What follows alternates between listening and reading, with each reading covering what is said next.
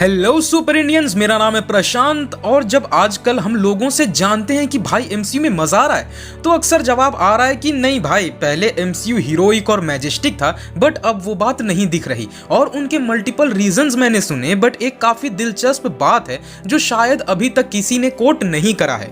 सो चलो आज मैं एक सॉलिड टू द पॉइंट एक रीजन बताता हूं जो कि तुम्हें और क्लियर होने में मदद करेगा कि एक्चुअली में एमसीयू में किस एसेंस में चेंजेस लाए गए हैं। तो बिना किसी देरी के चलिए शुरू करते हैं। हाँ जी, तो शी हल्क शो की लोग कुछ भी रेटिंग्स दिखा दें, चाहे रोटेन टोमेटोज से लेके डिज्नी प्लस खुद भी ये मार्केटिंग कर ले कि शी हल्क कमाल का शो है, बट सच्चाई मैं तुम हम सब जानते हैं। तो एक्चुअली तुम ज्यादा नहीं, बस 3 शोज उठाओ, एक वांडा विजन, एक मिस मार्वल और शी हल्क, और तीनों के प्लॉट को एकदम डीपली ऑब्जर्व करो। वो नहीं जो सामने दिख रहा है, वो जो एक राइटर तुम्हें दिखाना चाह रहा है। तुम्हें एक कमाल की सिमिलैरिटी दिखेगी कि दीज शोज जो भी फेज 4 में आए हैं, they never meant to show और पोर्ट्रेट व्हाट हीरोइज्म मीन्स। चलो मेरी इस बात पे और रोशनी डालते हैं। अगर मैं तुम सबको कहूं कि एक सुपर हीरो कैरेक्टर तुम्हें बनाना हो, तो तुम उसमें कौन से क्वालिटीज डालोगे? I am sure most of the लोग righteousness, selflessness, extreme goodness, unwavering willpower, empathy, strong moral code, standing for truth and justice, ready to sacrifice for the good of the world, ऐसे ही qualities लिखोगे। तुम यही सब डालोगे, and actually यही base भी था सुपर हीरो के पैदा होने का। The idea was to bring together a group of remarkable people, see if they could become something more. 17 जून 2013 में द न्यू यॉर्कर ने एक आर्टिकल छापी थी क्रिप्टोनॉमिक्स नाम की, जिसमें उन्होंने जिक्र किया था कि सीगल और शूस्टर, जिन्होंने सुपरमैन को बनाया था, वो खुद स्कूल में बुलिंग का शिकार होते थे, स्पेशली सीगल, क्योंकि वो फिजिकली कमजोर थे। सुपरमैन एक्चुअली उनके थॉट्स का मैनिफेस्टेशन था, जहां उन्होंने एक ऐसा कैरेक्टर क्रिएट किया जो अच्छाई लाना चाहता हो दुनिया में। अपने शुरुआती दौर में सुपरमैन उतना पावरफुल नहीं था, बट बहुत ज्यादा चाइल्ड फ्रेंडली और होलसम कैरेक्टर था। तुम सुपर हीरोज के जितने प्राइम और गोल्डन क्वालिटीज गिन सको, वो सब सुपरमैन में डाले गए थे। उसी तरह उस दौर में जितने हीरोज लिखे गए, चाहे वो कैप्टन अमेरिका हो या फिर स्पाइडरमैन, और वक्त के साथ ट्रांसफॉर्म होता बैटमैन का कैरेक्टर, ये कैरेक्टर्स जिन्हें हम prime example of super heroes कह सकते हैं, उन्होंने हमारे अंदर एक परसेप्शन बनाया कि अगर कोई सुपर हीरो होगा तो उनमें ये क्वालिटीज होनी ही चाहिए। और शायद यही रीजन है कि हम किसी भी कैरेक्टर को पसंद कर लें, बट एक ही चीज कहते हैं कि भले ये कूल हैं, बट इनमें सुपरमैन, बैटमैन और स्पाइडरमैन वाली बात नहीं। इनफैक्ट डेयरडेविल के राइटर तक अपने एक क्राइम इंसिडेंट से तंग आके डेयरडेविल को एक विजिलेंटी बना दिए थे जो जस्टिस और ऑर्डर लाने के लिए लड़ता हो। तो इन सब कैरेक्टर से हम सालों तक सीखते आए कि सुपर हीरो होना क्या होता है। और एमसीयू भी पिछले 11 साल से, यानी 2008 से 2019 तक, हमें दृढ़ता और बलिदान और नेतृत्व की क्षमता का प्राइम एग्जाम्पल कैप्टन को दिखाया।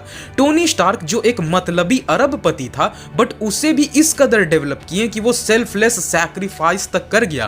थॉर एक एरोगेंट गॉड से लोगों की रक्षा के लिए अपने पिता तक से लड़ने वाला चेंज पाया। क्लिंट बार्टन और नताशा, जिन्होंने जिंदगी भर बुरे काम किए, वो भी बिना किसी मतलब के लोगों के लिए लड़ने को तैयार हुए। और बैनर, जिसके अगेंस्ट पूरी दुनिया खड़ी थी, वो भी ना चाहते हुए भी इंसानियत के लिए लड़ा। हमने 11 साल हीरोइज्म के इन प्राइम क्वालिटीज को एक्सपीरियंस किया है, बट फिर कैरेक्टर्स को चेंज किया जाने लगा। कैसे? बाहर से नहीं, बल्कि अंदर से। फिर हमने एक शिफ्ट देखा कि कैरेक्टर्स अवेंजर्स में तो हैं, बट उनमें वो प्राइम हीरोइज्म वाली क्वालिटीज नहीं है। जैसे कि वांडा, उसके एक्शंस को एक हीरो से ज्यादा एक इंपल्सिव, मेंटली अनस्टेबल पर्सन वाले कहे जा सकते हैं। एक बार के लिए तुम वांडा के एक्शंस को कुछ इंस्टेंसेस पे जस्टिफाई कर तो सकोगे, बट ओवरऑल उसमें तुम्हें हीरोइज्म का एसेंस नहीं दिखेगा। वहीं अगर हम सिलसिले को आगे बढ़ाएं, आए अगर मिस मार्वल में, तो ये एक टीनेजर को पोर्ट्रे कर रहा था, जो कि ऑफ कोर्स अभी अपने लाइफ के उस एज में थी जहां इसे 20 से बैचलर पार्टी ही समझ में आएगा, ना कि 20 से बलिदान और दूसरों के लिए लड़ना। उसके बाद लोगों का गुस्सा इस पॉइंट पे फूट पड़ा जब शी हल्क के पहले ही एपिसोड में जब जेन ने उन लोगों का मजाक उड़ा दिया ये कह करके कि सुपर हीरो तो कोई अनाथ, डिप्रेस्ड या फिर पैसों वाले लोग बनते हैं। लोगों की और सुलग गई क्योंकि इनडायरेक्टली लोगों को ये फील हुआ कि मतलब क्या इसके अकॉर्डिंग वो सेल्फलेसनेस की क्वालिटीज, वो ग्रेट मॉरल कोड, वो रेडी टू सैक्रिफाइस, ये सब क्वालिटी रखने वाले लोग चूतिए थे क्योंकि लोग इन कैरेक्टर से जुड़े हुए हैं। तो अगर उनके किसी एस्पेक्ट का मजाक बनाया गया तो लोग ट्रिगर हो गए। तो अब हमारा कंसर्न कि क्या ये चेंजेस जो एमसीयू में आए वो क्या सही हैं या गलत। अब देखो गाइस, चेंज एक सब्जेक्टिव टर्म है और बहुत ब्रॉड भी। इसे हम इतने आसानी से सही गलत में बांट तो नहीं सकते, बट हाँ एक बात फिगर आउट किया जा सकता है। हम जो कैरेक्टर्स अब देख रहे हैं they are not trying to be anything, they are not trying to pursue any higher good or they don't want to realize their ideas of goodness in this world. They are just being themselves. अब जो characters हमें दिख रहे हैं वो किसी महान आदर्श को फॉलो नहीं कर रहे, वो बस जैसे हैं वैसे ही बने रह रहे हैं। और मूवीज या सीरीज का कॉन्सेप्ट भी कैरेक्टर स्पेसिफिक ज्यादा कर दिया गया है और लोग इसीलिए इरिटेट हो रहे हैं कॉज ये सब चीज लोग वैसे भी रियल वर्ल्ड में देख रहे हैं, तो उसे ऑन स्क्रीन दोबारा रिपीट होते देखने में उन्हें मजा कहां से आएगा। इस बात को मैं इस तरह सम अप कर सकता हूं कि जिस तरह पहले के लोग कहते थे ना कि we lived for our ideals, we lived for our vision, we fought for something greater than ourselves, और तब एक नए जनरेशन का बंदा कहता है good thing grandpa but I will live for myself. आपको सबके लिए करके मरने का शौक था तो करो, but I will just be my self. मुझे नहीं बनना कुछ, मुझे नहीं बनानी एक अलग पहचान। तो ये एग्जैक्ट ट्रांजिशन ऑफ थॉट अब एमसीयू में लाया गया है। अब इस ट्रांजिशन को लोग अलग अलग वे में देख सकते हैं, but crux of the point यही है कि एक सुपर हीरो होना क्या होता है, उसकी जो एक प्री सेट इमेज हमारे दिमाग में है, करंट एमसीयू के कैरेक्टर उस प्री सेट इमेज से बिल्कुल विपरीत हैं। एंड यही रीजन है कि एमसीयू अब लोगों को उतना जम नहीं रहा।